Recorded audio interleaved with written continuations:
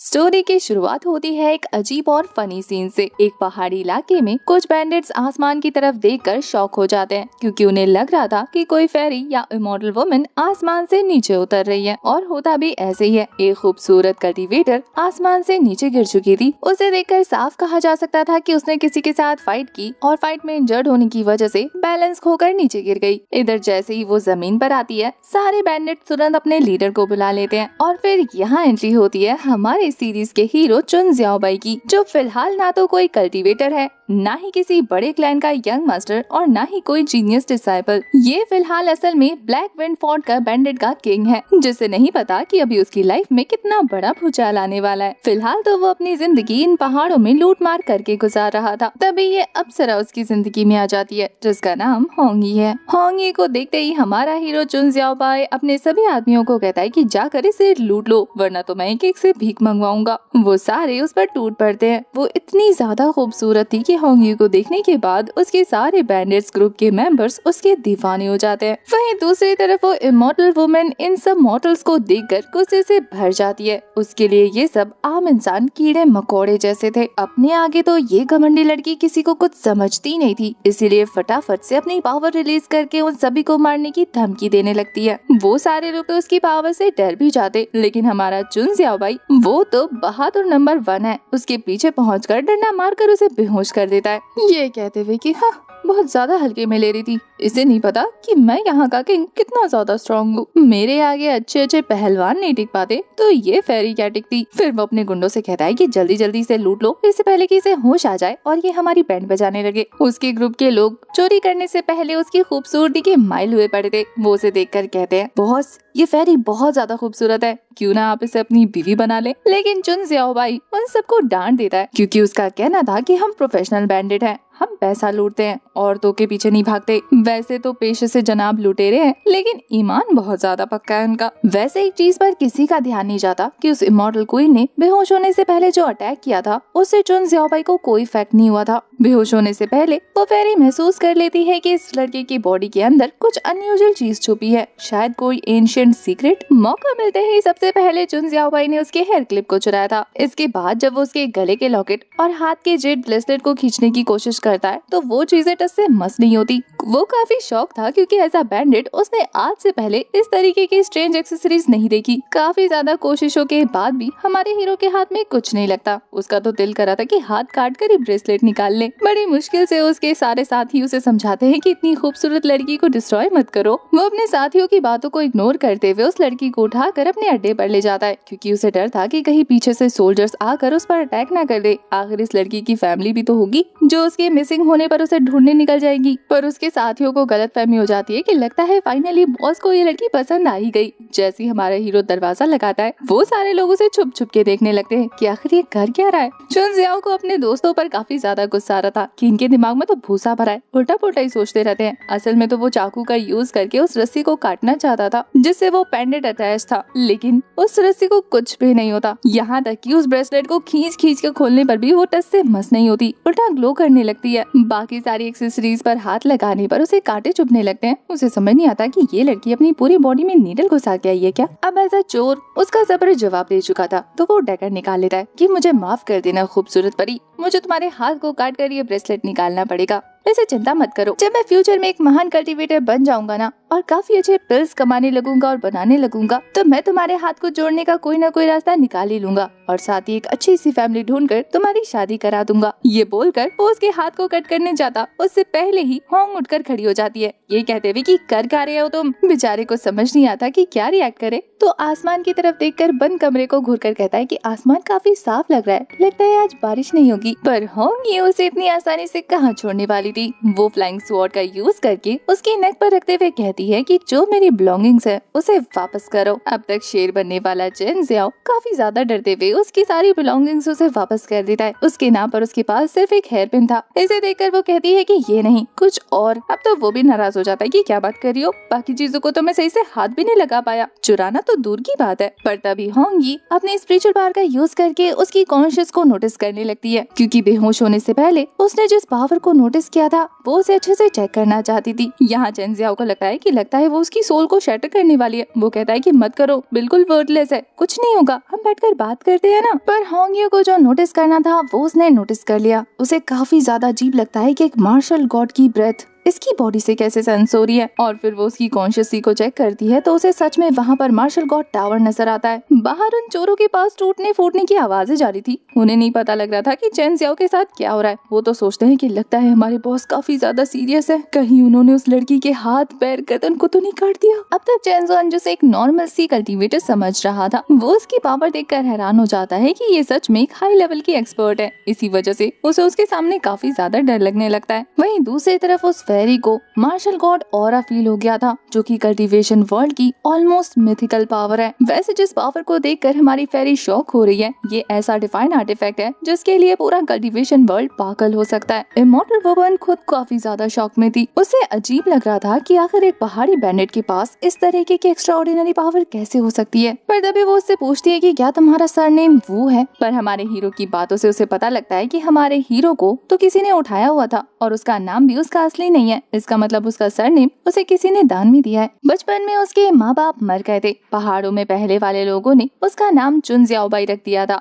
Hero बिल्कुल simple तरीके से अपनी कहानी बता रहा था, लेकिन वो इमॉर्टल वुमन उसकी बॉडी को देखकर कुछ और ही सोच रही होती है। उसे लग रहा था कि शायद चुन जियाओबाई 5 वेन्स लाइनेज का डिसेंडेंट है। ये एक बहुत ही रेयर और ऑलमोस्ट एक्सटेंट ब्लड लाइन है। इसी वजह से वो इमॉर्टल वुमन हमारे हीरो को 2 चॉइसेस देती है। उसने अपनी पावर पे रिलीज कर दी थी। पहली चॉइस थी मेरे हाथों से यहीं के यहीं मारे जाओ, और दूसरी चॉइस थी मेरा सर्वेंट बन जाओ। दोनों ऑप्शंस को रिजेक्ट करते हुए हमारा हीरो तीसरा ऑप्शन चूज करता है। अब तीसरे ऑप्शन की बात सुनने के बाद फेरी को इसमें इंटरेस्ट आ रहा था और वो कहती है कि बताओ तीसरा ऑप्शन क्या है। चुन जियाओ हर किसी को बातों में बहुत अच्छे से लपेट पाता था, इसीलिए अपनी चालाकी का यूज करते हुए कहता है कि देखिए मिस फेरी, आप बहुत ही ज्यादा रेपुटेटेड पर्सन है। बहुत सोच कर कहता है कि देखिए मुझे मारने से आपके हाथ गंदे हो जाएंगे क्योंकि मैं कमजोर हूँ ना, और दूसरा मैं अनवर्दी हूँ आपका सर्वेंट बनने के लिए। मुझे आप अपना सर्वेंट बनाएंगी तो लोग आपके बारे में क्या सोचेंगे। इसीलिए तीसरा ऑप्शन ये है कि जब मैं एक सक्सेसफुल कल्टीवेटर बन जाऊंगा तब मैं आपके लिए एक बहुत ही हैंडसम सा इमॉर्टल सर्वेंट ढूंढ कर लाऊंगा। होंगियो को उसकी बातें अजीब लगती हैं, लेकिन साथ ही काफी इंटरेस्टिंग भी कि अच्छा तो तुम पहले कल्टीवेशन करना चाहते हो। उसे भी क्यूरियोसिटी होने लगती है कि आखिर एक 5 वेन्स वाला इंसान कल्टीवेशन पाथ पर कैसा परफॉर्म करने वाला है। तो वो कुछ सोचने के लिए वक्त चाहती थी, इसलिए हमारे हीरो को पहले बाहर भेज देती है, जिसे बाहर देखने के बाद उसके दोस्त खुश हो जाते हैं। उन्हें तो लग रहा था कि हमारे हीरो ने सारा माल लूट लिया होगा, तो क्यों ना वो अंदर जाके एक बार उस फेरी को लास्ट बार देख ले। पर चुन कहता है कि चुप रहो, अंदर जाने की सोचना भी मत। तुम जानते हो वो लड़की कौन है? वो एक कोल्ड ब्लडेड किलर है, एक डीमन। खबरदार उसके सामने गए तो अपना पैसा उठाओ और यहाँ से दफा हो जाओ। अगर उसके सामने भी गए ना तो वो तुम्हारे चमड़े को उधेड़ कर उसकी जूती बनाकर पहनेगी। पर वो सारे अपने बॉस को छोड़कर कहीं नहीं जाना चाहते थे, इसलिए अपने बॉस को बचाने के लिए जोर जोर से नारा लगाने लगते हैं। चुन जियाओ ने रोक भी नहीं पाता और इधर वो फेरी सबके सामने आकर कहती है कि अच्छा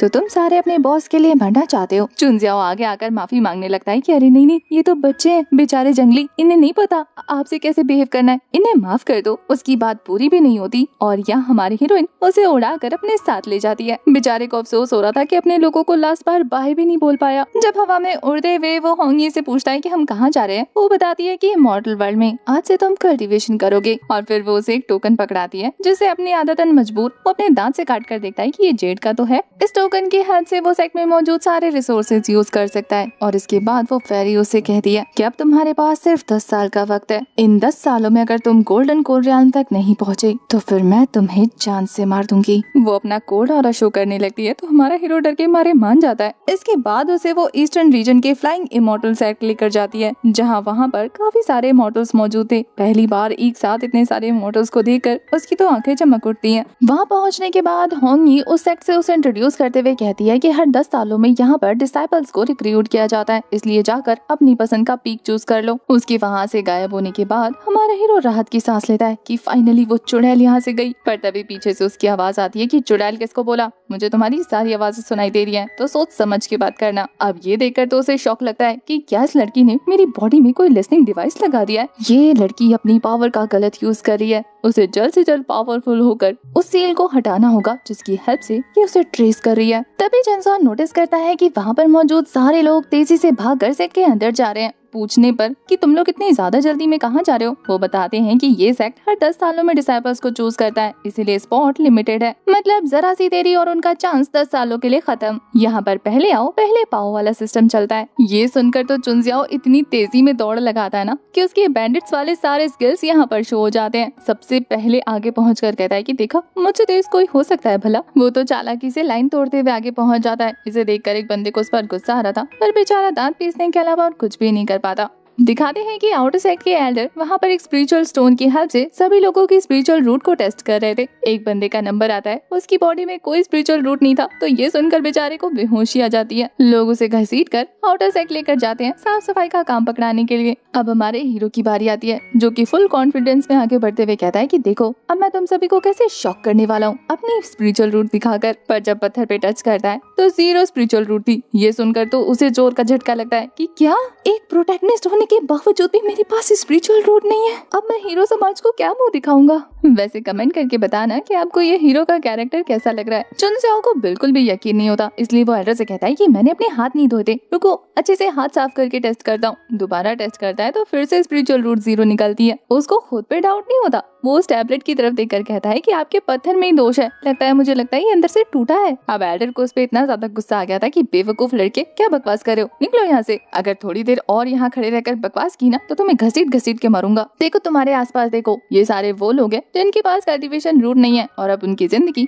किसी मॉडल की तरह ही गुजरने वाली है। तुम्हारा भी यही हाल होगा। एल्डर उसे रियलिटी चेक देकर चले जाते हैं और हमारा हीरो भी लाइक इससे तो अच्छा होता कि मेरे पास कोई स्पिरिचुअल मिक्स रूट आ जाती, कम से कम थोड़ी तो कल्टीवेशन कर सकता था। बताओ उस चुड़ैल का दिया हुआ वो 10 साल का कॉन्ट्रैक्ट मैं सही से पूरा भी नहीं कर पाया, शुरू होने से पहले खत्म हो गया। क्या मेरी जिंदगी में यही लिखा था, उसके हाथों से मर जाना। चीख चीख कर अपने दुखों का रोना रो रहा था कि तभी उसके पास एक और खूबसूरत सी लड़की आती है जिसका नाम बाइलियो था और ये किंग यू सेक्ट की आउटर डिसाइपल है। वो हमारे हीरो से कहती है कि क्या तुम्हारे पास मिक्स स्पिरिचुअल रूट है, क्योंकि मेरे सेट को अभी तुम्हारे जैसे डिसाइपल की जरूरत है। क्या तुम एक हैंडीमैन के तौर पर हमारे सेट को ज्वाइन करना चाहोगे। वो तो बहुत ही जल्दी रिएक्ट करते हुए हामी भर देता है। उसे लग रहा था कि शायद ये एक अपॉर्चुनिटी है आगे बढ़ने की, तो वो बाइलियो को फॉलो करते हुए एक फ्लाइंग शिप पर बैठता है जहाँ उसके जैसे और भी डिसाइपल्स थे और एल्डर उस शिप को उड़ाकर अपने साथ ले जाते हैं। फाइनली जब हमारा हीरो किंग यू सेक्ट पहुँचता है तो वहाँ का नजारा देखकर वो हैरान था। वो बाइलियो से पूछता है कि सेक्ट में आखिर मुझे करना क्या है। बाइलियो बताती है कि अब तुम्हारे पास स्पिरिचुअल रूट नहीं है तो कल्टीवेशन तो करा नहीं सकते, हैंडीमैन के रूप में यहाँ पर तुम्हें काम करना होगा। यहाँ पर आने के बाद बेचारे को पता चलता है कि उसके साथ इस लड़की ने कितना बड़ा स्कैम कर दिया। उसे प्रॉपर डिटेल नहीं मिली और उसने भी ज्यादा जांच पड़ताल नहीं की। यहाँ आने के बाद उसे पता चल रहा है कि उसे छोटी सी झोपड़ी में रहना होगा, खाना खुद अरेंज करना होगा, दिन भर काम करना होगा और 3 साल बाद जाकर बेसिक कल्टीवेशन टेक्निक मिलेगी। वो तो अपने मन में यही सोच रहा था, कहाँ कल्टीवेशन करने का सोच कर आया था और कहाँ नौकर बन के रह गया हूँ। इससे तो अच्छा उसकी जिंदगी पैंडेट बन के गुजर रही थी, कम से कम वहाँ पर फ्रीली एंजॉय तो कर रहा था। बेचारा फ्लो में बाइलू के सामने कुछ ज्यादा ही चौड़ने लग जाता है। बाइलू उसे अपना टोकन दिखाते हुए कहती है कि खामोश रहो, यहाँ मैं तुम्हारी सीनियर हूँ और तुम्हें मुझे रिस्पेक्ट देनी होगी। अब तो उसे सच में लगने लगता है कि उसकी लाइफ बैकवर्ड जा रही है, आगे बढ़ने की बजाय कल्टीवेशन जर्नी उसे आगे लेके जा रही है या फिर पीछे। वहाँ पर और भी बहुत सारे हैंडीमैन डिसाइपल्स थे, तो एक को यहाँ बाइलू उनका टोकन पकड़ा देती है। सबको उनका खाना खुद अरेंज करने को कहा जाता है, लेकिन यहाँ चेंजॉन कहता है कि मैं तुम्हारी हेल्प के लिए आया, एटलीस्ट तुम मुझे लास्ट में खाना ऑफर तो कर सकती हो ना। बाइलू को चुनजियाओ बातों से काफी मस्त मौला लगता है, इसीलिए वो उसे अपना खाना दे देती है, जिसे तो वो ठूस ठूस कर खाकर अपने कमरे में जाकर सो गया था। यहाँ बाइलू भाग लेती है क्योंकि हमारा हीरो उससे उसकी पोटली छीनने वाला था, ये कहते हुए कि उसे भी तो स्टोरेज बैग मिलना चाहिए कि नहीं। यह कल्टीवेशन रियल में आने के बाद हमारे हीरो को पता चलता है कि आखिर उसने होंगयू का ट्रेजर चुराने की इतनी कोशिश की तो आखिर वो उसकी एक्सेसरीज उतार क्यों नहीं पाया। अब जाकर उसे पता चलता है कि वो कोई नॉर्मल एक्सेसरीज नहीं थी, बल्कि कल्टीवेशन वर्ल्ड के ट्रेजर्स थे, जो कि मालिक के सोल के साथ बाइंड रहते हैं और जब तक मालिक खुद ना चाहे तब तक उसे कोई नहीं ले सकता। और इसी वजह से इतनी जद्दोजहद के बाद भी उसे वो चीजें नहीं मिली। वो सोचता है कि जब मुझे मिलेंगी ना तो मैं काफी मस्त मस्त चीजें कलेक्ट करूंगा। यही सोचते सोचते आंखों में काफी सारी उम्मीदें और सपने लेकर सो जाता है। नेक्स्ट मॉर्निंग एक मोटू सा इंचार्ज आकर उसके दरवाजे को तोड़कर उसे नींद से उठाता है, ये कहते हुए कि नवाबजादे अपनी फूफी के घर आराम फरमाने आए हो क्या। पर चुनजियाओ इतना ज्यादा नींद में था था और उसकी वो किंग वाली पर्सनैलिटी अभी तक उसके अंदर से गई नहीं। वो सोचता है कि उसका कोई नौकर उसे जगा रहा है, तो वो चिढ़ते हुए कहता है कि अगर यहाँ से चलते नहीं बने ना तो थोड़ी देर में उठकर तुमसे माउंटेन के नीचे भीख मंगवाऊंगा। ये सुनकर उस इंचार्ज को इतना गुस्सा आता है कि वो 2-3 लोगों को लाता है उसे उठाने के लिए। बेचारे उसे घसीटते हुए उसके कमरे से बाहर निकाल कर ले जाते हैं। अब भी वो यही सोच रहा था कि इतनी सुबह सुबह कौन काम करता है। वही वहाँ आते ही काफी सारे लोगों ने अपने पास मौजूद जमा पूंजी का यूज करके वहाँ के इंचार्ज वांग को मक्खन मारना शुरू कर दिया था ताकि वो उनकी जिंदगी नरक न बनाए। जिन लोगों से उसे एक्स्ट्रा ट्रीटमेंट मिल रही थी वो उन लोगों को काफी आराम वाले काम पकड़ाता है। कुछ लोगों को गार्डन साफ करने का, कुछ लोगों को हर्ब्स कलेक्ट करने का। ये सब देखकर ही चुन का जी खट्टा हो रहा था कि यहाँ भी रिश्वत चलती है, बताओ। वही वांग की बेइज्जती करने की वजह से हमारे चुन को सबसे घटिया काम मिलता है किंग ज़ाओ पी के टॉयलेट को साफ करने का। वो हमारे हीरो को धमकाते हुए कहता है कि अगर वहाँ से जरा सी भी स्मेल आई ना तो याद रख तेरी जबान से चटवा कर साफ करूंगा। अब ये सुनकर तो चुन को कोई नहीं रोक पाता,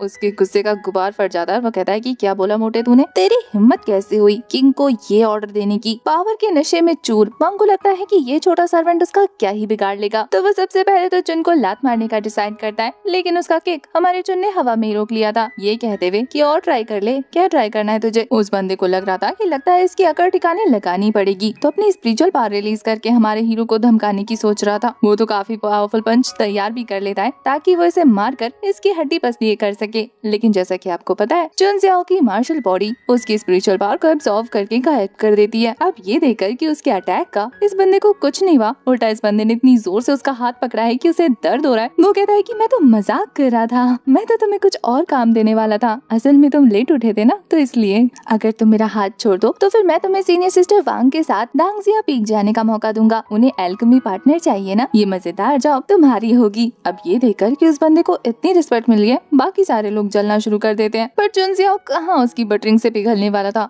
आखिर उसने उसकी इंसल्ट करने की जो कोशिश की, इसके बाद तो वो उसकी कुटाई लगाना शुरू कर देता है जैसे बेचारा अपने घुटनों पर आ गया था। अपने आसपास खड़े लोगों से कहता है कि इसकी जो भी पिटाई लगवाएगा ना, मैं उसे वो एल्केमी असिस्टेंट वाला काम पकड़ा दूंगा। फिर क्या था, सारे के सारे लोग चुन ज़ाओ पर अटैक करने के लिए आगे बढ़ने लगते हैं, लेकिन वो बंदा भी अपनी पावरफुल फिजिक का शो ऑफ करते हुए उन सभी को ऐसे धूल चटाता है ना, जैसे वो सारे लोग डर कर पीछे हट जाते हैं कि नहीं भाई इससे पंगा नहीं लेना, ये पूरा का पूरा पागल है, तोड़ मोड़ के रख देगा। वहीं हमारा हीरो उन्हें डराने के बाद वहाँ से ये कहते हुए निकल जाता है कि अगर किसी ने भी वापस से मुझे ढूंढने की कोशिश की तो मुझसे बुरा कोई नहीं होगा। अब मैं वापस से वही बैंडेड किंग बनने वाला हूँ, माउंटेन पर जाकर दोबारा अपने नाम का झंडा लहराऊंगा, मुझसे ये कल्टीवेशन वगैरह नहीं होने वाली। ये कहकर अपना नया ठिकाना ढूंढने के लिए जंगल में ट्रैवल कर रहा था। जंगल एक्सप्लोर करते हुए उसकी नजर एक सीनियर ब्रदर पर पड़ती है जो कि अपनी जूनियर सिस्टर का फायदा उठाने की कोशिश कर रहा था। पता चलता है कि वो सीनियर्स अपने पास मौजूद कुछ स्पिल्स के बदले इस लड़की से फेवर मांग रहा है। अब वो फेवर देखकर तो हमारे हीरो को गुस्सा आ रहा था कि ये किस तरीके का घटिया ट्रेड है, लेकिन उन दोनों को इग्नोर करते हुए उसकी नजर उन दोनों के स्टोरेज बैग पर पड़ती है जो कि दोनों ने साइड में रख दिया था। अब वो इतने सालों से था तो एक बैंडेड, उसका इंस्टिंक्ट तुरंत एक्टिव हो जाता है। उसे ख्याल आता है कि क्यों ना इसे चुरा लिया जाए, इसके अंदर कितने सारे ट्रेजर्स, मार्शल आर्ट बुक्स होंगी, उसे तुरंत मिल जाएगा तो उसे 3 साल तक किसी की गुलामी नहीं करनी पड़ेगी। अब ये जैकपॉट सामने से उसे मिल रहा था, थोड़ी ना गवाता, तो फटाफट अपने चेहरे को कवर करता है। पहले तो उन दोनों को बेहोश करता है, उसके बाद उनका सामान उठाकर केव की तरफ दौड़ लगा देता है। इतने दोनों में चुन ज़ाओ को इतना तो पता चल चुका था कि कोई भी स्पिरिचुअल ट्रेजर्स उसे अनलॉक करने के लिए अपने ब्लड का यूज करना होगा, तो ये स्पिरिचुअल स्टोरेज भी वो अपने ब्लड से अनलॉक करता है। और अंदर भरे हुए सामान को देखकर तो उसका दिल खुश हो गया था, क्योंकि अंदर पिल्स, ट्रेजर्स,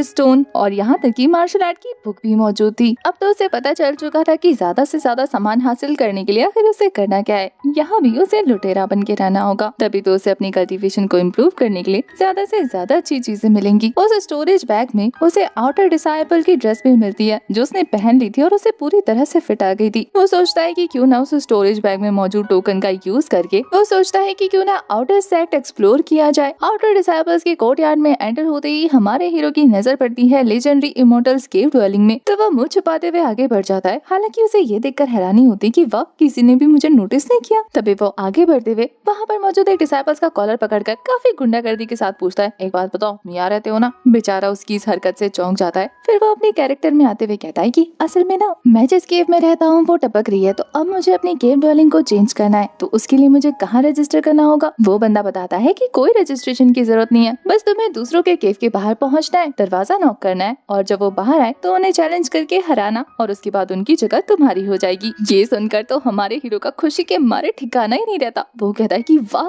अगर ऐसी बात है तो इस काम में मुझसे ज्यादा अच्छा तो कोई हो ही नहीं सकता। सबसे टॉप क्लास का रेजिडेंस चूज करूंगा, ये बोलकर माउंटेन्स के ऊपर चढ़ने लग जाता है। वहीं वो बंदा हैरान था कि ब्रो कहाँ जा रहे हो, एक जूनियर होने के बावजूद तुम माउंटेन के ऊपर वाले कल्टीवेटर को चैलेंज नहीं कर सकते क्योंकि वो सारे के सारे की कंडेंशन रियाल पर है। उस बंदे की बात भी कंप्लीट नहीं हुई थी और यहाँ चुन जाओ अपनी स्पीड का यूज करके तब तक माउंटेन के ऊपर भी पहुंच जाता है। वहाँ पहुंचने के बाद एक से बढ़कर एक रेजिडेंस उसके सामने आ रहा था। वो सोचता है कि वाह क्या कमाल की जगह है, कहाँ उसे छोटी सी झोपड़पट्टी रहने को मिल रही थी और यहाँ देखो अपने टैलेंट का यूज करके वो कहाँ से कहाँ पहुँच गया। हालांकि उसे हैरानी तो होती है कि इन लोगों ने अपने रेजिडेंस के बाहर बैरियर लगा के रखे हैं, लेकिन ये उसके लिए ज्यादा प्रॉब्लम नहीं खड़ी करने वाले थे। वो तो उल्टा उन अरेज से मिसमराइज होने लगता है। उसके बाद अपने टोकन का यूज करके वो वहाँ मौजूद एक बंदे का दरवाजा नॉक करता है। वो मोटा सांड काफी घमंड के साथ बाहर आता है जैसे कि ये मैच तो वही जीतेगा। वही चुन जाओ उसे रिएक्ट करने का मौका नहीं देता और कहता है कि मोटे मुझे तेरा ये घर पसंद आ गया, अब मैं इसका ओनर बनने वाला हूँ। ये कहकर लगातार उसे पंचेस पे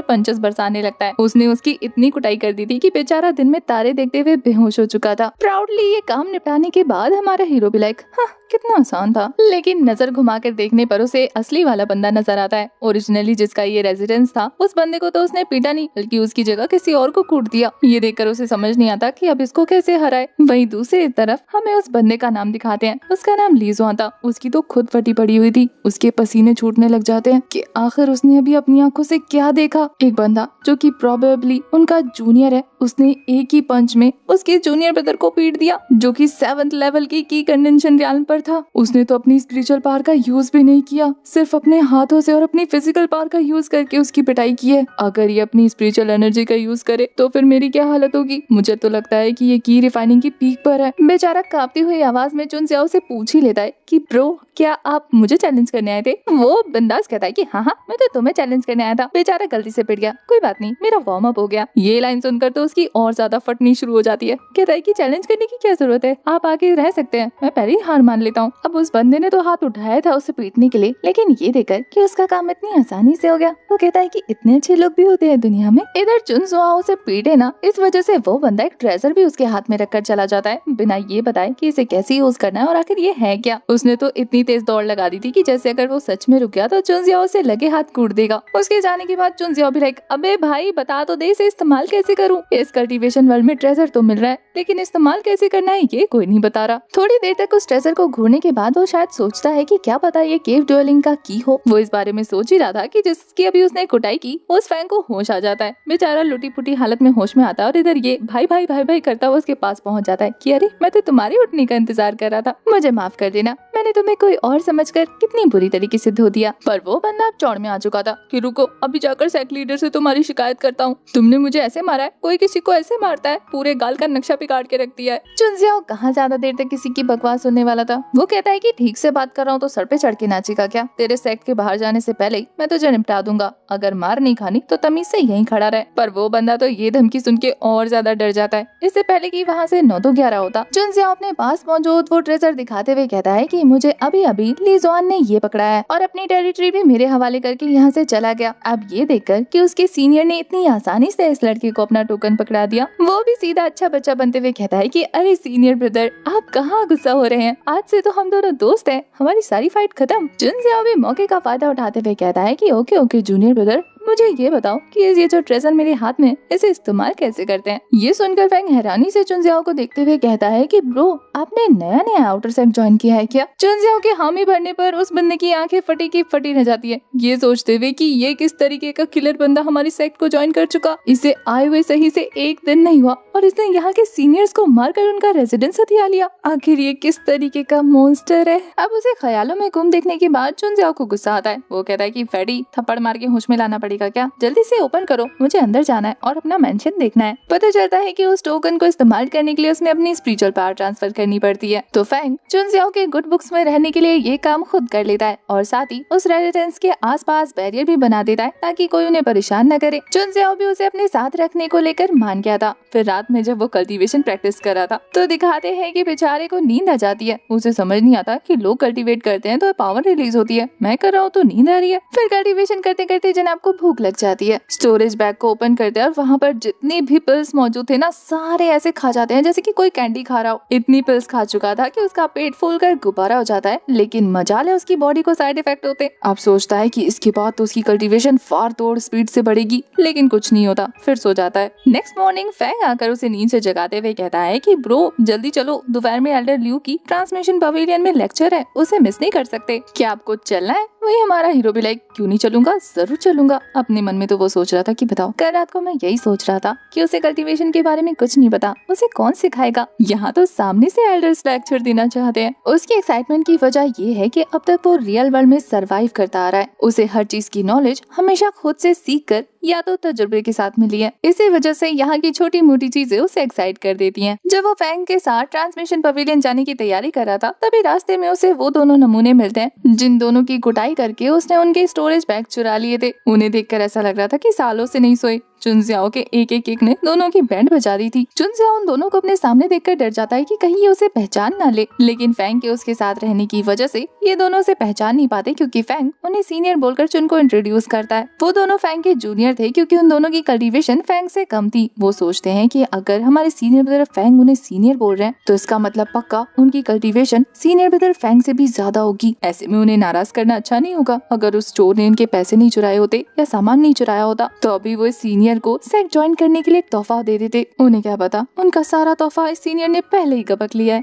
जब वो पवेलियन की तरफ जा रहे थे, तो यहाँ पर फैंग अपने सीनियर ब्रदर को खुश करने के लिए कहता है कि ब्रो जब हम वहाँ जाएंगे ना, तो मैं तुम्हें आउटर सेक्ट की सबसे खूबसूरत लड़कियों से मिलवाऊंगा। ये सुनकर चुनजियाओ को गुस्सा आ जाता है कि यहाँ के सारे लोगों को सिर्फ लड़कियों का शौक है क्या। खैर फिलहाल के लिए वो इसे अवॉइड करता है, क्योंकि उसे पता चलता है कि एल्डर ल्यू असल में उन्हें स्वॉर्ड ट्रेनिंग देने वाले हैं। तो वो फटाफट हॉल पहुंचते हैं और ट्रेनिंग लेने के बाद दोनों ही काफी बुरी तरीके से थक जाते हैं। हमारे हीरो को तो वो स्वॉर्ड ट्रेनिंग काफी पकाऊ लगती है, क्योंकि उसे ऑलरेडी स्वॉर्ड चलानी आती थी। तभी उसी बीच हमें बायलू नजर आती है, जो कि अपने सीनियर फैंग के पास आती है। फैंग उसका सीनियर ब्रदर था, तो वो उसे वहाँ देखकर खुश हो गई थी और फैंग उसे अपने नए सीनियर से मिलवाता है, जो कि और कोई नहीं बल्कि चुनजियाओ था। बायलू को देखते ही हमारे चुनजियाओ को वो देखी सी लगती है, और फिर उसे अचानक से याद आता है कि ये तो कल वाली लड़की है, जो कि उसे हैंडीमैन बनाकर यहाँ सेक्ट में लाई थी। वो समझ जाता है कि ये लड़की तो पक्का देखते ही उसकी पोल खोलकर रख देगी, और होता भी बिल्कुल ऐसा ही है। जैसे ही बायलू उसकी तरफ देखती है, जैसे फैंग ये बोलकर इंट्रोड्यूस करता है कि ये हमारे न्यू सीनियर ब्रदर है, तो बायलू शौक के साथ उसकी तरफ फिंगर पॉइंट करते हुए कहती है कि तुम वही हो ना जिसे मैं कल हैंडीमैन बनाकर लेकर आई थी। एक ही दिन में तुम आउटर सेक्ट डिसाइपल बन गए। तुमने क्या रॉकेट की तरीके से अपनी कल्टीवेशन इंप्रूव की है। यहाँ फैंग को लग रहा था कि चुनजियाओ नाराज ना हो जाए, तो वो मामले को अपने हाथ में ले लेता है। तुम गलत सोच रही हो, असल में हमारे सीनियर ब्रदर ने कल ही ज्वाइन किया ना, तो शायद तुम उन्हें पहचानती नहीं, इसी वजह से तो इतना उल्टा सीधा बोल रही हो। तुम जानती भी हो सीनियर ब्रदर कितने ज्यादा पावरफुल है। अब फैंग के मुँह से इतनी तारीफ सुनकर, जो कि बहुत ही ज्यादा स्मार्ट डिसाइपल था, यहाँ तक कि उसने आते ही काफी कम टाइम में 7th लेवल की कंडीशन रियल्म को अचीव कर लिया था। इसी वजह से आउटर सेक्ट में मौजूद सारे डिसाइपल्स उसकी काफी ज्यादा रिस्पेक्ट करते हैं। वो उसके मुंह से तारीफ सुनकर कहती है कि कहीं मैं ज्यादा तो नहीं सोच रही, क्या पता सच में ये लड़का मुझे देखा देखा लग रहा हो, लेकिन ये वो ना हो, क्योंकि एक दिन में इतनी ज्यादा कल्टीवेशन बढ़ाना तो इम्पॉसिबल है। और इसके अलावा किंग यून सेक्ट ऐसा वैसा सेक्ट नहीं है जहाँ कोई रैंडमली घुस जाए, और सीनियर ब्रदर फैंग भी तो इसकी इतनी रिस्पेक्ट कर रहे हैं। अगर वो उसे अपना सीनियर मान रहे हैं, तो इसमें कोई छोटी बात तो नहीं होगी। लेकिन एक ही जैसी शक्ल के दो लोग एक ही साथ सेम दिन में सेक्ट कैसे ज्वाइन कर सकते हैं? मुझे तो दाल में कुछ काला लग रहा है। तो वो अपने शक को दूर करने के लिए चुनजियाओ को और भी बुरा भला कुछ बोलने लग जाती है, जिससे अब हमारा चुनजियाओ भड़क जाता है, क्योंकि अब वो पूरी तरह से कैरेक्टर में घुस चुका था कि बेवकूफ लड़की, क्या तुम्हें नहीं पता कि जूनियर होकर सीनियर से किस तरीके से बात करते हैं, या ये तमीज तुम्हें सिखानी पड़ेगी। फैंग फिर से बीच में कूदकर बात संभालते हुए कहता है कि क्या तुम जानती हो बायलू, हमारे सीनियर ब्रदर इतने ज्यादा स्ट्रॉन्ग है कि इन्होंने कल के कल ही ली युआन को हराकर उसकी रेजिडेंस को अपना बना लिया। सोचो ये कितने ज्यादा पावरफुल है। अब ये सुनकर तो फाइनली उसकी आंखें खुली की खुली रह जाती है कि इसने कल के कल ली युआन को हरा दिया। वो पूछती है कि कैसे हराया, क्या तुमने अपनी आंखों से देखा? पर उसने देखा नहीं था, तो वो कह देता है कि शायद एक मूव में हराया हो, वो भी तो एक ही मूव में जमीन पर गिर गया था ना। अब ये सुनकर कि सिंगल मूव में उसने इतने बड़े बड़े सीनियर्स को हरा दिया, अब वो लड़की अपने घुटनों पर आ जाती है कि मुझे माफ कर दीजिए सीनियर ब्रदर जुन, मैंने आपको गलत समझा, मैं ही आग की अंधी थी जो आपको कोई और समझ बैठी। जुन सियाओ सबके सामने बड़ा दिल रखते हुए उसे माफ कर देता है, लेकिन उसके मन में यही चल रहा था कि ये लड़की अब शक कर चुकी है, इसका मतलब ये आसपास मेरे बारे में छानबीन जरूर करेगी और इस तरह से मेरी पोल खुल जाएगी। तो अगर मुझे इसके शक को दूर करना है तो कुछ ऐसा करना होगा जिससे ये मेरे लिए लॉयल हो जाए। तो वो क्या करता है, अपने पास मौजूद स्टोरेज बैग में से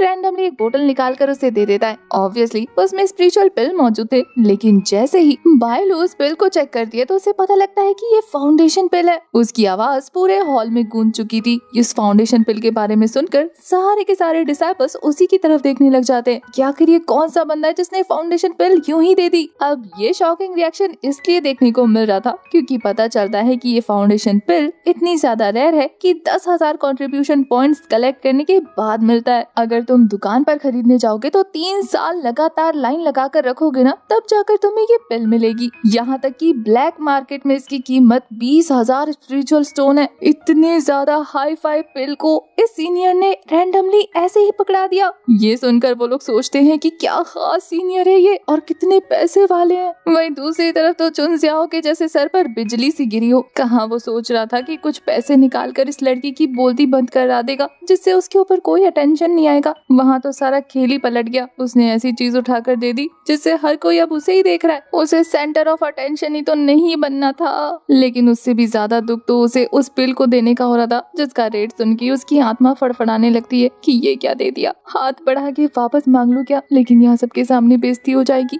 या फैंग हमारे हीरो की और भी ज्यादा तारीफ करते हुए कहता है कि देखा पायलू, सीनियर कितने अच्छे हैं, अब देखो तुम्हें भी उनकी तरह हम्बल बनना है। उन्होंने जैसे इतने खास ट्रेजर को तुम्हें यूं ही दे दिया ना, फ्यूचर में तुम्हें मौका मिले तो तुम इन्हें रीपे जरूर करना। पर हमारा हीरो भी लाइक उसकी जरूरत नहीं, ये पिल मेरे लिए कोई खास बात नहीं थी, ये तो मैंने ये सोच के दिया है जैसे कोई कैंडी हो। लेकिन अपने मन में तो यही सोच रहा था कि ये शो ऑफ करना बंद करना पड़ेगा, नहीं तो किसी दिन उसकी लुटिया डूब जाएगी। तभी वहाँ पर अनाउंसमेंट होती है कि आज उनकी स्वॉर्ड क्लास को लेने के लिए एल्डर गू चैंग फेंग भी आने वाले हैं, जो कि उन्हें स्पेशल क्लास देंगे। एल्डर गू के रूम में एंटर होते ही फेंग हमारे हीरो की उनकी इन्फॉर्मेशन देने लगता है कि ये ग्रैंड एल्डर है आउटर सेट के हिडन स्वॉर्ड पीक के। जानते हो ये इतने ज्यादा पावरफुल है कि इनका nick name slayer of Asura है। एल्डर के आते ही सभी लोग लाइन से खड़े हो गए थे और एल्डर स्वॉर्ड टेक्निक सिखाना शुरू करते हैं, जहाँ वो सभी को एक्सप्लेन कर रहे थे कि स्वॉर्ड हार्ट क्या होता है, स्वॉर्ड इंटेंट क्या होता है और मोमेंटम कैसे बिल्ड होता है। उन्होंने ये तक एक्सप्लेन किया था कि ट्रू स्वॉर्ड कल्टीवेटर कैसे बनते हैं। हॉल में मौजूद सारे डिसाइपल्स काफी गौर से एल्डर के लेक्चर को सुन रहे थे। वहीं सबसे अलग और अनोखा हमारा चुन जियाओ,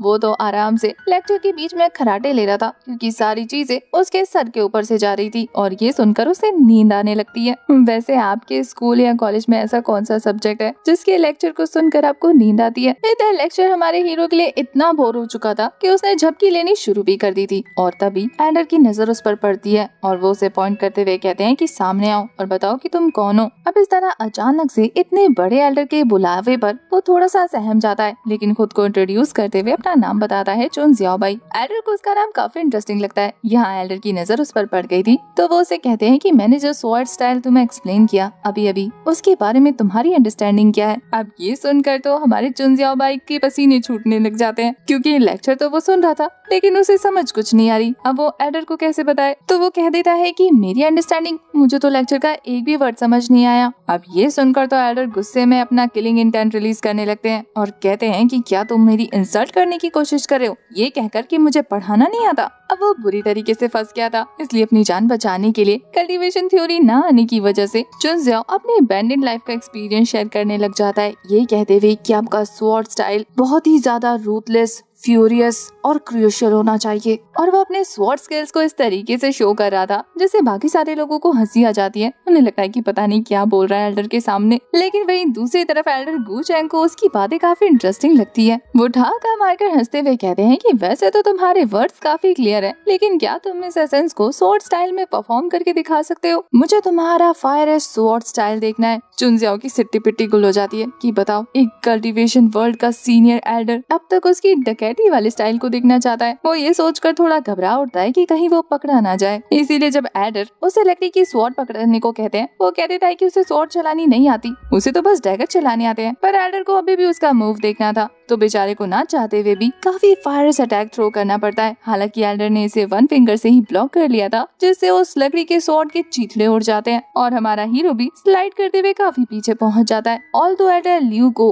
उसकी ये शार्पनेस काफी पसंद आती है कि उसका मूव बहुत ही ज्यादा क्लियर था। एल्डर चाहते थे कि चुन जियाओ इस ब्लेड स्टाइल को स्वॉर्ड स्टाइल में कन्वर्ट करे, जिसके लिए वो सारे डिसाइपल्स को अपने साथ अरीना में ले जाते हैं। अरीना में जाने के बाद एल्डर वहाँ पर सीनियर जाओ वुयान को बुलाते हैं। जाओ वुयान को देखकर ही सारे लोग जोर जोर से चीयर अप करने लग गए थे, क्योंकि हर कोई उसकी बहुत ज्यादा इज्जत करता था और उसकी एक वजह थी, वो ये कि वो यहाँ के टॉप जीनियस में से एक स्वॉर्ड कल्टीवेटर था, जिसकी स्वॉर्ड स्टाइल्स इस एक्ट में बहुत ज्यादा फेमस है। यहाँ तक कि अभी कुछ ही दिनों पहले उसने अपने एम्ब्रियो को अपने स्वॉर्ड इंटेंट के साथ कॉम्प्रिहेंड किया है, और अगर ऐसा ही चलता रहा तो वो कुछ ही सालों में इनर डिसाइपल बन जाएगा। बच्चे काफी ज्यादा एक्साइटेड थे उसे देखकर। उसकी वजह ये थी कि उन्होंने उसे बहुत ही ज्यादा रेयरली स्वॉर्ड प्रैक्टिस करते हुए अपनी आंखों से देखा है। आज उन्हें फाइनली पास से अपने सीनियर ब्रदर जाओ के मूव्स को विटनेस करने का मौका मिल रहा है। उनमें से एक बंदा बताता है कि मैंने जब उन्हें काफी पास से देखा था, तब उनकी स्वॉर्ड स्टाइल किसी मूनलाइट की तरह रिफ्लेक्ट कर रही थी। वो सच में बहुत ही ज्यादा कमाल के लग रहे थे। और यहाँ फिर एल्डर हमारे हीरो चुनजियाओ को बुलाते हैं। वो तो अपने मन में यही सोच रहा था, क्या ये बुढ़ा मुझे मरवाने की तैयारी कर रहा है। वहीं उसके उलट तो हमें एल्डर की मन की बात पता लगती है। उन्होंने पहले कभी भी नौसिखिए को इतनी शार्पली ब्लेड चलाते हुए नहीं देखा। इसी वजह से वो हमारे हीरो का रियल टैलेंट परखना चाहते थे। वो जानना चाहते थे कि आखिर इस लड़के की ब्लेड टेक्निक कौन से लेवल तक पहुंची है। अब यहाँ सभी के सीनियर ब्रदर जाओ और हमारा सबका चहेता सीनियर ब्रदर चुन एक दूसरे के साथ फाइट करने वाले थे। उन दोनों को ही रियल स्वॉर्ड पकड़ाई जाती है। दोनों एक दूसरे को इंट्रोड्यूस करते हैं। हमारा हीरो फाइट के लिए तैयार हो जाता है। अब उसके पास स्पिरिचुअल पावर तो थी नहीं, तो वो यूज भी नहीं कर रहा था। जाओ को लगता है कि शायद ये रिस्पेक्ट शो करने के लिए स्पिरिचुअल पावर यूज नहीं कर रहा, तो वो कहता है कि मैं भी नहीं करूंगा। चुनजियाओ हैरान था कि पक्का नहीं करोगे ना, कसम खाओ नहीं करोगे। वो बंदा तैश में आकर अपनी स्वॉर्ड रिलीज करते हुए कहता है कि फिक्र मत करो, बिना स्पिरिचुअल पावर रिलीज करे भी मेरी स्वॉर्ड उसी तरह से काम करती है। मेरी स्वॉर्ड स्किल्स इतनी कमाल की है कि मैं तुम्हें नॉर्मली अटैक करके हरा दूंगा। फिर क्या था, हमारे हीरो ने अपनी स्वॉर्ड निकाली और अटैक करने के लिए प्रिपेयर हो गया। लेकिन वो बंदा बहुत ही ज्यादा अमेजिंग था। सच में उसकी स्वॉर्ड स्किल्स कमाल की थी। वो हमारे हीरो के अटैक को डॉज करते हुए अपनी स्वॉर्ड को उसके काफी पास ले जाता है, जिससे उसके कुछ बाल कट जाते हैं। हालांकि ये अटैक सच में बहुत ही ज्यादा टेरिफाइंग था, जिसे देखकर चुन थोड़ी देर के लिए शॉक था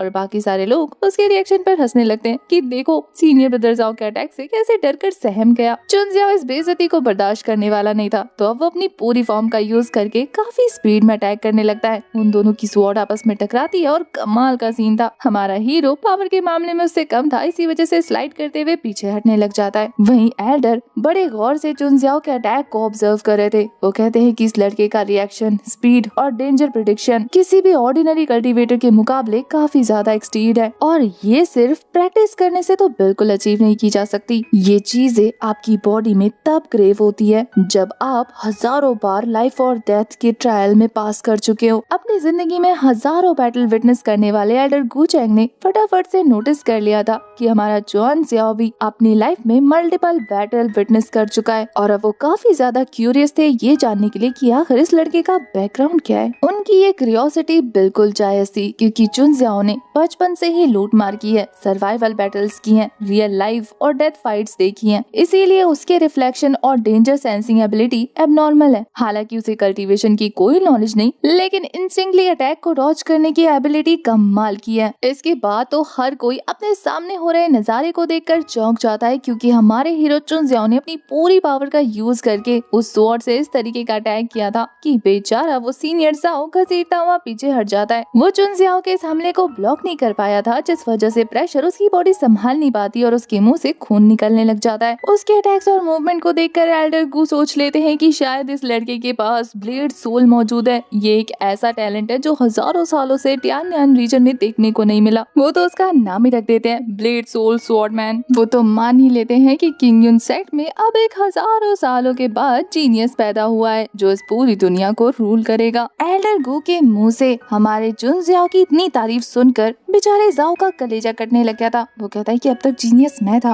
और मुझे रिप्लेस कर दिया। आखिर मुझ जैसे जीनियस को कोई इतनी आसानी से कल का आया लड़का कैसे डिफीट कर सकता है। मैं ऐसा नहीं होने देने वाला। ये कहते ही उसने अपनी स्पिरिचुअल पावर रिलीज करनी शुरू कर दी थी और अब वो हमारे हीरो पर एक खतरनाक अटैक करने के लिए तैयार हो जाता है। ये देखकर चुनजियाओ भी लाइक कैसा कल्टीवेटर है तू, तेरे अंदर मार्शल आर्ट एथिक्स नहीं है, गेम हारने के बाद कौन अटैक करता है। पर वो बंदा कुछ भी सुनने को तैयार नहीं होता, बल्कि अपनी स्वॉर्ड को थ्रो कर देता है, जो कि सीधा जाकर चुनजियाओ के गले पर वार करने वाली थी। पर तभी वहाँ एल्डर आकर अपनी माइंड पावर से उस स्वॉर्ड को ब्लॉक कर लेते हैं। एल्डर को जाओ वान से कहते हैं कि तुम्हें लड़ने की कोई जरूरत नहीं, विक्ट्री डिसाइड हो चुकी है। तुम और ये दोनों ही स्वॉर्ड स्किल्स में अमेजिंग हो, बस तुम्हें अपने मोमेंटम को कंट्रोल करना है। और इसके अलावा मैंने इसे विनर इसलिए बनाया क्योंकि इसकी बेसिक ब्लेड और स्वॉर्ड टेक्निक्स काफी ज्यादा अमेजिंग है। इसे स्वॉर्ड और ब्लेड के प्रिंसिपल्स बहुत अच्छे से पता है। वहीं ये सुनकर तो चुनजियाओ अब 7वें आसमान पर पहुंच चुका था कि सच में मैं इतना अमेजिंग हूँ। क्लास खत्म हो जाती है। एल्डर सभी को अपने रूम में जाने को कहते हैं। यहाँ सभी के जाने के बाद फैंग अपने सीनियर ब्रदर का और ज्यादा दीवाना हो जाता है कि ब्रो मुझे नहीं पता था कि आप स्वॉर्डमैन जीनियस है। वहीं अब तक बायलियो के दिल से शक का कीड़ा पूरी तरह से मर चुका था। वहीं इसके बाद रास्ते में चलते हुए वो तो अलविदा लेकर अपने मेंशन जाना चाहती थी, लेकिन तभी हमारा हीरो उसे रोक कर अपने मन में सोचता है कि ये लड़की मेरे बारे में सब कुछ जानती है और फिलहाल मुझे कल्टीवेशन 0 से स्टार्ट करनी है, तो यही मेरी हेल्प कर सकती है, तो क्यों ना इसे अपने साथ रखूं। तो वो बायलू से कहता है कि मेरे पास मेरे मेंशन में और भी काफी सारे पिल्स पड़े हैं, अगर तुम चाहो तो उन्हें ले सकती हो, वरना वो रखे रखे खराब हो जाएंगे। वैसे तो हमारे हीरो ने इस डायरेक्शन में सोचा ही नहीं था, लेकिन बायलू शर्माते हुए कहती है कि इतनी रात को कोई लड़का उसे अपने मेंशन में इनवाइट कर रहा है और बदले में पिल्स देना चाहता है, इंटेंशन क्लियर है, तो क्या उसे एक्सेप्ट करना चाहिए या नहीं। वो पूरी तरह से कुछ ऐसा वैसा सोचने में बिजी हो गई थी। इस बात से बेखबर फैंग उसे अप्रोच कर रहा था कि बायलू चली जाओ, सीनियर बहुत अच्छे हैं, क्या पता उन पिल्स को खाने के बाद तुम्हारी कल्टीवेशन सालों जितनी तेजी से इम्प्रूव हो जाए। अब ऑफर तो काफी ज्यादा अच्छा था। चुनजियाओ भी सोच रहा था कि बताओ कोई इंसान तुम्हें फ्री में पिल दे रहा है तो क्यों इतना सोचना। उस गधे को क्या पता कि ये लड़की उसे ऐसा लड़का देख रही है ना, तो बहुत ही ज्यादा शर्माते शर्माते वो बंदी हामी भर ही देती है। और फिर उसके मेंशन में जाने के बाद जब चुनजियाओ उसे पिल पकड़ाता है तो उसे 444 वोल्ट का करंट लगता है, क्योंकि उसे लग रहा था कि कहीं पिल देने के बहाने ये उसका हाथ ना पकड़ ले। तो वो उसे दूर जाती है, बहुत ही फॉर्मली ग्रीट करते हुए कहती है कि अब मैं यहाँ से चलती हूँ। पर चुनजियाओ उसे रोकते हुए कहता है कि देखो मैंने तुम्हें इतनी सारी पिल दी है, अब इसके बदले तुम्हें मेरे को एक फेवर करना होगा। बायलू को तो लगने लगता है कि बताओ जो मैंने सोचा वो सच है, किस तरीके का लड़का है ये। लेकिन तभी हमारा हीरो बात बदलते हुए कहता है कि क्या तुम मुझे बताओगी अपनी बॉडी में की पावर को कैसे स्टोर करते हैं, कल्टीवेशन की बेसिक्स क्या है। ये सुनकर तो बायलू के पैरों तले जमीन खिसक जाती है कि जिस लड़के ने आते ही फैंग को हराया, जिसने आते ही लूजॉन को हराया, यहाँ तक कि जीनियस स्वॉर्डमैन जाओ को हराया, उसके पास जरा भी कल्टीवेशन नहीं है। इसका मतलब कि ये वही लड़का है जिसे वो हैंडीमैन बनाकर लाई थी। ये बोलते ही इस बार इस बंदे ने एक्सेप्ट कर लिया था कि हाँ मैं वही हैंडीमैन बंदा हूँ। लेकिन अब कोई फायदा नहीं, तुम किसी को जाकर कुछ नहीं बता सकती। बायलू की पूछने पर कि क्यों नहीं बता सकती, वो उसे धमकाने लगता है कि अगर मैं हैंडीमैन बना तो तुम भी मेरे साथ बाहर निकाली जाओगी। वो कंफ्यूज हो जाती है। ये कहता है कि देखो मैंने वो सारी चीजें चुराई थी जो मैंने तुम्हें गिफ्ट की हैं। अब तुमने सबके सामने वो पिल्स एक्सेप्ट की थी, तुम्हें मेरी आइडेंटिटी पहले से ही पता है। अगर तुम रिपोर्ट करोगी तो सबको यही लगेगा ना कि तुम्हें मेरे बारे में पहले से पता होते हुए भी तुमने पहले तो नहीं बताया, और उसके बाद मैंने तुम्हें चोरी के गिफ्ट दिए तो वो भी तुमने एक्सेप्ट कर लिए। अब ये सुनकर कि इस हीरो ने उसे जो भी पकड़ा है वो सारा चोरी और लूट का माल है, उसको तो और ज्यादा जोर का झटका लगता है कि अब तो ये लड़की बुरी फंसी। तो वो डरते हुए कहती है कि देखो मेरी रिपोर्ट मत करना, मैं अपना मुंह हमेशा के लिए बंद रखूंगी। चुनजियाओ ने तो अंधेरे में तीर छोड़ा था,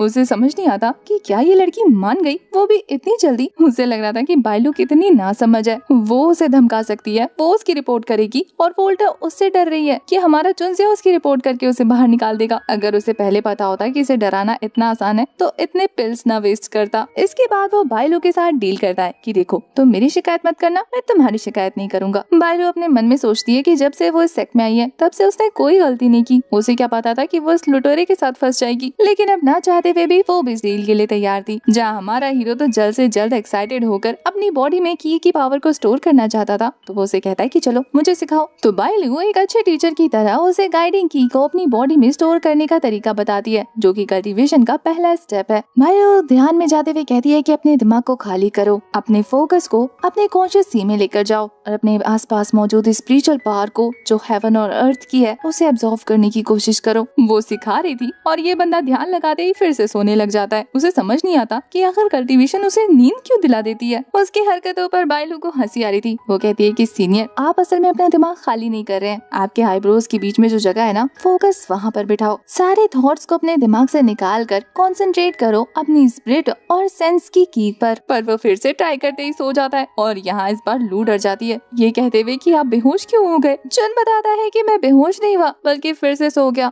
काफी देर तक किसी तरीके से कोशिश करने के बाद चुन जियाओ लाइक, एक बात बताओ, क्या इस टेक्निक के बीच में नींद आना कंपलसरी है? पर बाय लियू को तो खुद समझ नहीं आ रहा था कि आखिर उसने इतने सारे डिसाइपल्स को सिखाया है, हर कोई आराम से सीख जाता है, लेकिन पता नहीं क्यों चुन के साथ ही दिक्कत आ रही है। अब ये जानकर कि प्रॉब्लम उसमें है, उसे एक्सेप्ट करने को ही तैयार नहीं होता। कैसा कैसे हो सकता है? एक बैंडिट किंग को इस तरीके की प्रॉब्लम कैसे आ सकती है? वो तो हीरो है ना। वो पूछता है, एक बात बताओ, सबसे ज्यादा तेज तर्रार की रिफाइन करने वाला बंदा कौन है? वो अपने एक सीनियर के बारे में बताती है कि वो डाउ मेथड का यूज करके उन्होंने बहुत जल्दी की को सेंस कर लिया था। वैसे हमारे हीरो को ये जानकर बहुत ज्यादा शौक लगता है कि नॉर्मल कल्टीवेटर 1 घंटे से 1 दिन में अपनी की को अपनी स्पिरिचुअल पावर में कंडेंस करना शुरू कर देते हैं। अब वो तो काफी ज्यादा डिमोटिवेट हो जाता है। उसके दिमाग में यही ख्याल चल रहा था कि शायद उसके पास स्पिरिचुअल रूट नहीं है, इसी वजह से वो कल्टीवेशन नहीं कर पा रहा है। वैसे अब जब वो कल्टीवेशन कर ही नहीं सकता तो फिर बायलू का वहाँ रुकना ठीक नहीं, तो वो उसे उसके घर वापस भेज देता है। उसके जाने के बाद थोड़ी देर की डिमोटिवेशन के बाद हमारा बंदा फिर से चंगा हो चुका था। अगर किसी को अपनी लाइफ में प्रॉब्लम्स आ रही है ना, तो वो हमारे हीरो से कुछ सीखे। वो खुद को मोटिवेट करते हुए कहता है कि मैं तो चुन जियाओ बाई हूँ ना, मैं आखिर हार कैसे मान सकता हूँ। आखिर बैंडिट किंग जो ठहरा, फिर क्या करता है, अपने नब्ज चेक करने लगता है, ये देखने के लिए कि उसकी बॉडी में कोई गड़बड़ तो नहीं, सारी चीजें बराबर काम कर रही थी। फिर अचानक से हमारे चुन जियाओ बाई को एक चीज क्लिक करती है। जब वो फाइट कर रहा था तब स्वॉर्ड अटैक करते हुए अचानक से उसकी बॉडी ने थोड़ी सी स्पिरिचुअल पावर रिलीज की थी। वो सोचता है कि क्यों ना उसी इंटेंस मोमेंट को फिर से क्रिएट किया जाए, क्या पता कोई और चेंजेस देखने को मिले। और वो जैसे ही फिर से स्वॉर्ड निकालता है तभी सडनली उसकी बॉडी में कुछ एक्टिवेट होना शुरू हो चुका था। अचानक से उसकी 5 सेंसेस शार्प हो जाते हैं, उसकी स्ट्रेंथ भी बढ़ने लगती है, रिएक्शन स्पीड इंक्रीज हो जाता है और देखते ही देखते हमारे हीरो को फोकस करने का तरीका पता लग जाता है और उसने अपने रेज मोड को अवेकन कर लिया था। अपनी पावर को और ज्यादा बूस्ट देने के लिए वो क्या करता है, उसके पास जितनी भी पिल्स पड़ी हुई थी ना, उनको पानी में डालकर पी जाता है। इसके बाद तो जब वो कल्टीवेशन करने के लिए बैठता है ना, तो उसे उसकी बॉडी में हिडन पावर शो होने लगती है। उसे पता लग चुका था कि उसे इसी किक की जरूरत है। वैसे इतनी सारी पिल्स खाने की वजह से उसकी बॉडी पावर से पूरी तरह से खचाखच भर चुकी थी। उसकी बॉडी में वायलेंट एनर्जी फैलने लगती है, उसका पूरा शरीर रिएक्ट करना शुरू कर देता है और फिर देखते ही देखते हमारे हीरो ने अचानक से अपनी स्पिरिचुअल पावर को कंट्रोल करते हुए अपना पहला ब्रेक थ्रू कंप्लीट कर लिया था। और जब वो अपनी पावर को टेस्ट करता है ना, तो दीवार पर पंच मारते ही वहाँ पर बड़ा सा होल क्रिएट हो जाता है। अपनी खुद की पावर को देखने के बाद वो इतना ज्यादा हैरान था कि अरे मैं तो सांड जितना पावरफुल हो गया। वैसे यहाँ नॉर्मल कल्टीवेशन टेक्निक से चुन जियाओ को अपनी पावर्स नहीं मिली थी, बल्कि ये सारी चीजें उसने खुद डिस्कवर की थी। तो समझ जाता है वो कि उसके आगे की कल्टीवेशन की जर्नी भी उसे खुद ही इस तरीके से डिस्कवर करती रहनी होगी।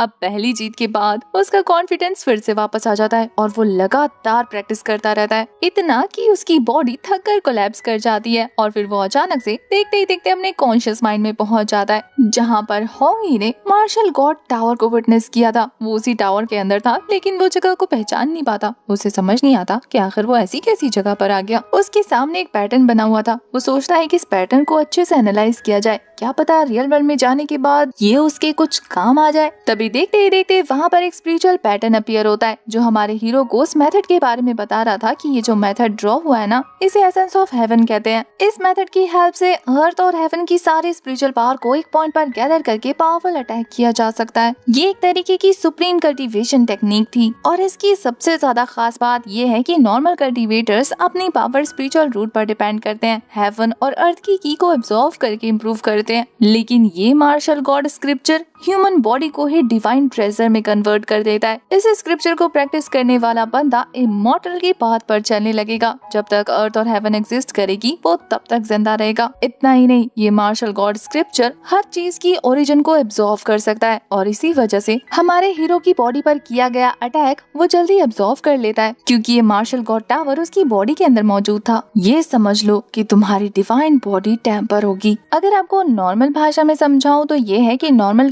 कल्टीवेटर अपनी बॉडी में की पावर को स्टोर करते हैं और स्पिरिचुअल पावर की हेल्प से खुद को स्ट्रॉन्ग करते हैं और उनकी कल्टीवेशन लेवल इंप्रूव होती रहती है जैसे जैसे वो स्पिरिचुअल पावर को इंप्रूव करते हैं। लेकिन यहाँ जुनसियाओ की बॉडी शुरू से ही फिजिकली काफी ज्यादा स्ट्रॉन्ग है, उसकी मेंटल पावर बहुत ही ज्यादा अमेजिंग है और इसी वजह से ये टेक्निक उसे हेल्प कर रही है। उसकी बॉडी में मौजूद मार्शल गॉड टावर भी बाकी लोगों की स्पिरिचुअल पावर को एब्जॉर्व कर लेता है और बाकी जो भी उस पर अटैक करते हैं उनके अटैक को नल कर देता है। और अब जब उसे ये ट्रेजर मिला है तो ये ट्रेजर उसकी फिजिकल बॉडी को इम्प्रूव कर रहा है जिससे वो डिवाइन आर्टिफैक्ट में कन्वर्ट हो जाएगा। मतलब सिंपली उसे किसी की जरूरत नहीं है, उसे किसी भी स्पिरिचुअल पावर की जरूरत नहीं है और यही चीज उसे वो डिवाइन स्पिरिट समझाती है। साथ ही उसे कुछ बॉटल पकड़ाकर उसे रियल लाइफ में ट्रांसफर कर देती है क्योंकि अब हमारे हीरो को एक दूसरा कल्टीवेशन पाथ चूज करना है जिसमें उसे ब्लड रिफाइनमेंट कंप्लीट करनी होगी। इस ब्लड रिफाइनमेंट में सबसे पहले उसे अपने फ्लैश को स्ट्रेंथन करना है, उसके बाद बारी आएगी बोन को स्ट्रेंथन करने की और फिर बारी आएगी फिजिकल पावर को इनसेन लेवल पर ले जाने की। और यही वजह थी कि इतने दिनों से हमारा हीरो बिना किसी स्पिरिचुअल पावर के भी लोगों को अच्छे से हैंडल कर पा रहा था। फिलहाल अभी रियल वर्ल्ड में वापस आने के बाद उसकी बॉडी पूरी तरह से एग्जॉस्ट हो जाती है तो वो अपनी बॉडी को वापस से ठीक करने के लिए कुछ पिल्स कटकता है, उसमें थोड़ी सी जान आती है तो उसे अपने हाथ में एक टोकन नजर आता है जो कि उसे अपने कॉन्शियस माइंड से आने के बाद मिली थी। यह जुनसियाओ को नोट करते हुए देरी नहीं लगती कि होंग यी ने उसे इस सेक्ट में क्यों भेजा। वो समझ जाता है कि उस कमीनी को पहले ही पता लग चुका था कि उसके पास हेवन डिफाइनिंग फिजिक है और उसने मुझे यहाँ भेजा है ताकि मैं और भी ज्यादा ताकतवर हो जाऊँ। पक्का उसकी कोई हिडन प्लान है जिसके लिए वो मुझे यूज करना चाहती है। क्या वो मुझे अपना पेट समझकर पिग की तरह पाल रही है? अगर ऐसी बात है ना तो मुझे एक दिन उससे भी निपटना होगा और इसके लिए मुझे स्ट्रॉन्ग होना होगा। तो वो क्या करता है, उसके बैग में कुछ हर्ब्स पड़े होते हैं, उन्हें कच्चा खाना शुरू कर देता है। ये खाते ही फिर से उसकी बॉडी में तेजी से एनर्जी फ्लो बढ़ जाता है। अब उसे वो खुद को पहले से भी ज्यादा स्ट्रॉन्ग लग रहा था। वैसे यहाँ पहले लेवल को कंप्लीट करने की वजह से हमारे हीरो को ट्रेजर रिवीलिंग आई मिलती है जो कि उसकी पहली डिवाइनिंग एबिलिटी थी। ये एक ऐसी एबिलिटी है जिसकी हेल्प से हमारा जुन अपने आसपास मौजूद डिवाइन ट्रेजर्स और हिडन वैल्यूएबल चीजों को डिटेक्ट कर सकता है। एक बैंडेड किंग होने की वजह से ये एबिलिटी उसके लिए किसी गॉड गिफ्ट से कम नहीं थी। वो सोचता है कि अब इस एबिलिटी का फायदा उठाया जाए और क्यों ना कुछ ट्रेजर का हंट किया जाए। वो कहते हैं ना कि चोर चोरी से जाए लेकिन हेरा फेरी से नहीं। तो बस फिर क्या था, ख्याल आते ही जनाब अपने रूम को ओपन करते ही निकल जाते हैं ट्रेजर हंट के लिए। लेकिन दरवाजा खोलते ही उसके सामने बड़ी सी फौज खड़ी थी जिसे देखते ही हमारे हीरो के दिमाग में पहला ख्याल आता है कि कहीं उस लड़की ने जाकर अपना मुंह तो नहीं खोल दिया। अब इतने सारे डिसाइपल्स एक साथ कहीं उसकी हड्डी पसली करने तो नहीं आए। अभी तो वो इतना पावरफुल भी नहीं हुआ, ताजा ताजा उसे अपनी एबिलिटी के बारे में पता चला है, थोड़ा तो एक्सप्लोर करने देते। अपने मन में तो वो यही सोच रहा था। और इसी के साथ मैं इस पार्ट को करती हूँ खत्म। आपको नेक्स्ट पार्ट में पता चलेगा कि आखिर ये लोग कौन हैं और हमारे हीरो से मिलने क्यों आए हैं। नेक्स्ट पार्ट चाहिए तो भर भर के कमेंट करना पड़ेगा और अगर वीडियो पसंद आए तो अपने दोस्तों में शेयर करना क्योंकि चैनल की रीच गिरी पड़ी है। तब तक के लिए मैं लेती हूँ आपसे अलविदा। Bye bye, tata, take care.